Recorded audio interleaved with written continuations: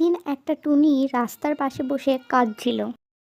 রাস্তার পাশ দিয়ে কুমকুম টুনি যাওয়ার সময় জিজ্ঞাসা করে, কি হয়েছে তোমার? তুমি এখানে বসে কাঁদছো কেন?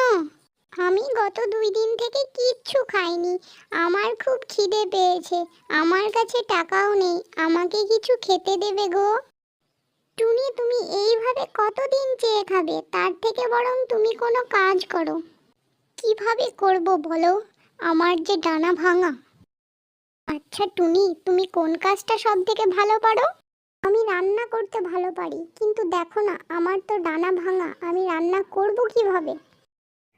পরের দিন টুনিকে একটা জায়গায় দেখা করতে বলে।